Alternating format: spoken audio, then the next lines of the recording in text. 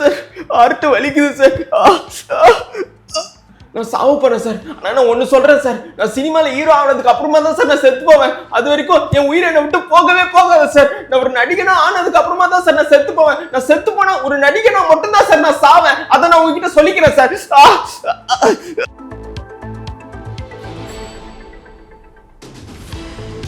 சினிமால தான் ஒரு நடிகன் ஆகணுன்றது தான் என்னோட எண்ணம். இப்போ ஆனால் வந்து ரசிகர்கள் வந்து அரசியலுக்கு வந்து இப்போ சொல்றாங்க, நீங்க தான் அரசியல்ல வந்து சிஎம் ஆக போறீங்க, ரசிகர்கள் அப்படி சொல்றாங்க.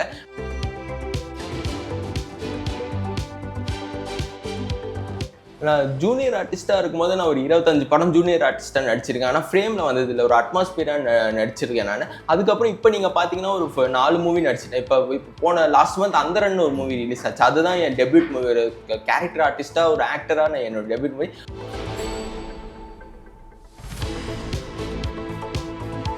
இப்போ வளர்ற எல்லாருமே இந்த சோஷியல் மீடியா வச்சு வளர்ந்துட்டு அதுக்கப்புறம் வந்து இந்த சோஷியல் மீடியாவையும் இங்க இருக்கிறவங்களே தவறா கருத்து சொல்லிட்டு இருக்கீங்க. நீங்களும் நாளைக்கு அப்படி மாறிடுவீங்களா?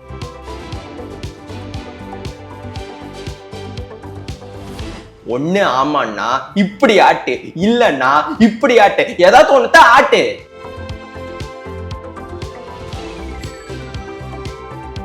ஆனா நான் ரொம்ப நல்ல பையன் சார், என்னை மட்டும் விட்டுட்டுங்க சார், ப்ளீஸ் சார்.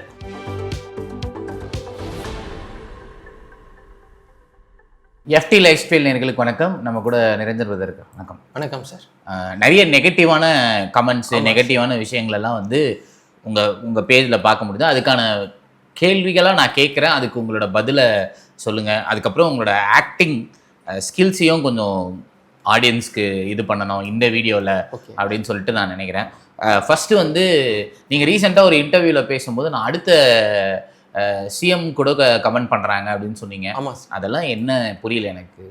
அப்படி இல்லை சார். அது வந்து இப்போ எப்படின்னா வந்து சினிமாவில் வந்து இப்போ நீங்கள் பார்த்தீங்கன்னா இப்போ நம்ம சினிமாவுக்கு வந்து நம்ம மக்களை வந்து என்டர்டெயின் பண்ணணுன்னு தான் நம்ம வந்திருக்கோம். அதே மாதிரி அரசியல்ன்றது வந்து மக்களுக்கு நல்லது செய்யணுன்றது அப்படி தான் நான் பார்க்குறேன். நான் வந்து அதனால அப்படி பார்க்கும்போது எனக்கு வந்து சினிமாவில் வந்து இப்போதைக்கு வந்து எனக்கு சினிமாவில் தான் ஒரு நடிகன் ஆகணுன்றது தான் என்னோட எண்ணம். இப்போ ஆனால் வந்து ரசிகர்கள் வந்து அரசியலுக்கு வந்து இப்போ சொல்கிறாங்க, நீங்கள் தான் அரசியலில் வந்து சிஎம் ஆக போறீங்கன்னு ரசிகர்கள் அப்படி சொல்கிறாங்க.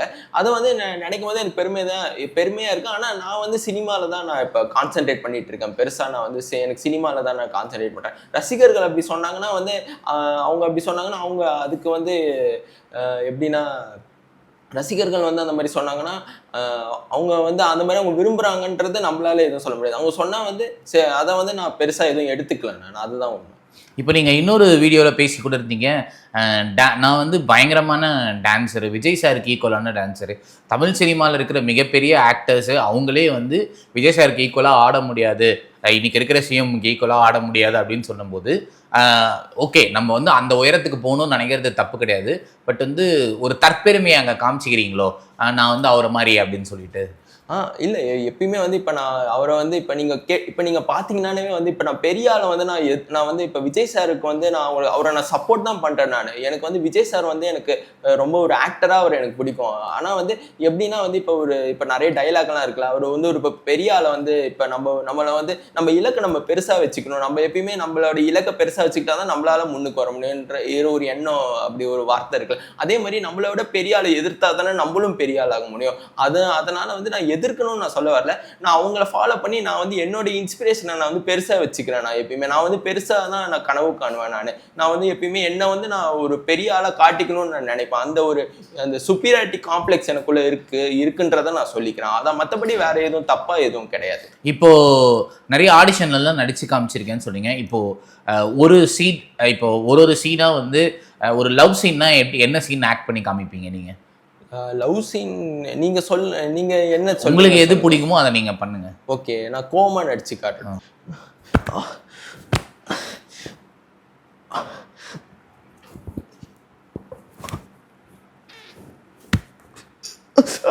சார் ஹார்ட் வலிக்குது சார்.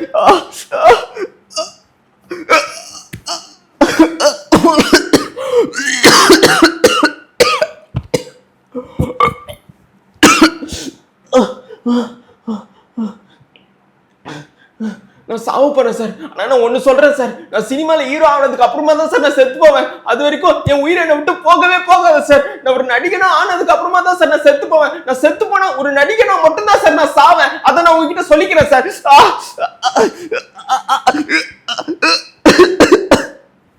ஓகேவா சார்? ஓகே, நல்லா இருந்துச்சு. அடுத்து ஒரு காமெடி சீனு. இப்போ வந்து நீங்களும் உங்கள் ஃப்ரெண்டும் ட்ரிங்க் அண்ட் ட்ரைவில் போய் மாட்டிக்கிட்டீங்க. இப்போ அந்த ட்ரிங்க் அண்ட் ட்ரைவ்லேருந்து தப்பிச்சு எப்படி போவீங்க? காமெடியாக அதை நடிச்சு காமிங்க. Okay sir. ட்ரிங்க் போலீஸ் கிட்ட மாட்டிக்கிட்டேன் சார்.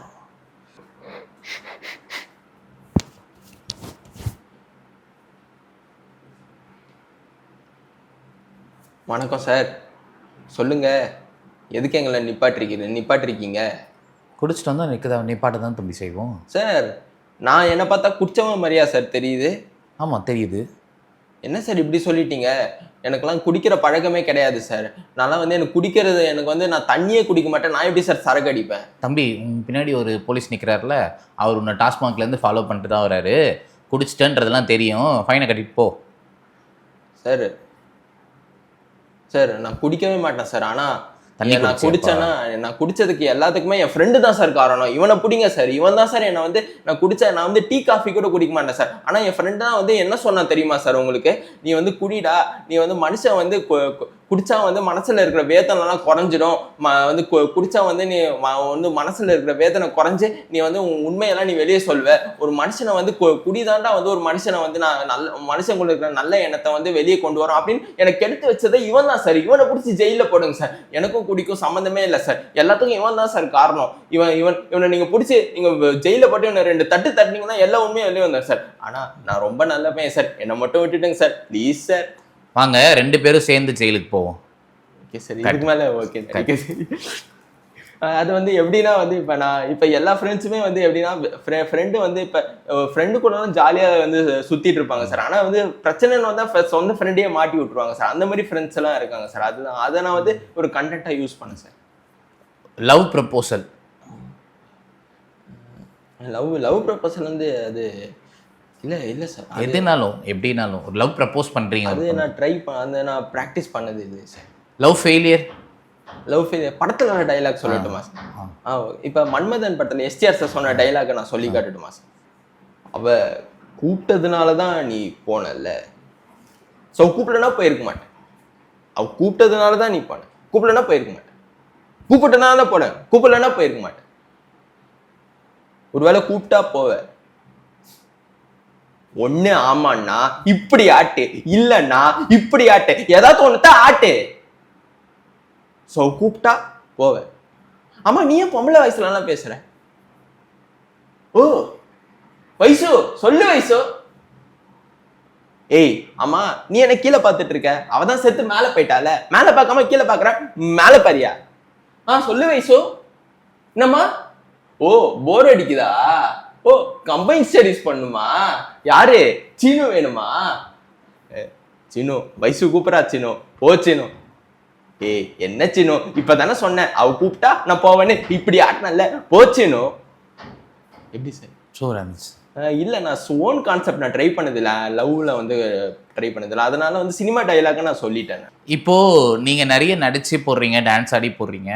உங்களுக்கு வந்து எந்த மாதிரி வாய்ப்புகள்லாம் கிடைக்குது? ஒரு படத்தில் இப்போ இன்னொருத்தர் இருந்தார், அவர் பேரை சொல்ல விரும்பல. அவர் வந்து நான் 5 படத்தில் நடிச்சிருக்கேன், 6 படத்தில் நடிச்சிருக்கேன் அப்படின்லாம் சொன்னார். நீங்கள் உண்மையாலுமே எத்தனை படத்தில் நடிச்சிருக்கீங்க? எத்தனை படத்துக்குள்ள வாய்ப்பு கிடைச்சிருக்கு? நான் ஜூனியர் ஆர்டிஸ்டாக இருக்கும்போது நான் ஒரு 25 படம் ஜூனியர் ஆர்டிஸ்டாக நடிச்சிருக்கேன். ஆனால் ஃப்ரேமில் வந்தது இல்லை, ஒரு அட்மாஸ்பியராக நடிச்சிருக்கேன் நான். அதுக்கப்புறம் இப்போ நீங்கள் பார்த்தீங்கன்னா ஒரு 4 மூவி நடிச்சிட்டேன். இப்போ போன லாஸ்ட் மந்த் அந்தரன்னு ஒரு மூவி ரிலீஸ் ஆச்சு. அதுதான் என் டெபியூட் மூவி. ஒரு கேரக்டர் ஆர்டிஸ்டாக, ஒரு ஆக்டராக நான் என்னோட டெபியூட் மூவி. அதுக்கப்புறம் இப்போ வந்து ஒரு 3 மூவிஸில் நடிச்சிருக்கேன். இப்போ ஒரு அன்டைட்டில்டு மூவியில் சின்ன ரோலில் காமெடி மூவியில் நடிச்சிருக்கேன். அதுக்கப்புறமா வந்து இப்போ ஹாப்பி என்டிங்னு ஒரு படத்தில் நடிச்சிருக்கேன் நான். இப்போ இவர் தங்கமகன் படத்தில் தனுஷ் சாருக்கு வில்லனா ஒருத்தர் நடிப்பார்ல, ட்ரிகோன் சார், அவர் தான் அந்த படத்தில் ஹீரோவாக பண்ணுறாரு. அந்த படத்தில் ஒரு சின்ன ரோலில் நடிச்சிருக்கேன் நான். அதுக்கப்புறமா வந்து இப்போ இன்னொரு படம், இப்போ இது இந்த மேரேஜ் ஸ்டோரின்னு ஒரு படம் நடிச்சிருக்கேன். இப்போ இவர் அந்த அதோமுகம் படத்தில் அந்த மூவி மேக்கர்ஸ் வந்து அடுத்த ரீல் பெட்டி ப்ரொடக்ஷன்ஸ்னு ஒரு சினிமா ப்ரொடக்ஷன் கம்பெனி இருக்கு. அவங்க பண்ணுற நெக்ஸ்ட் மூவியில் ஒரு சின்ன சாங் மாண்டேஜில் ஒரு சின்ன சீனில் நடிச்சிருக்கேன் நான்.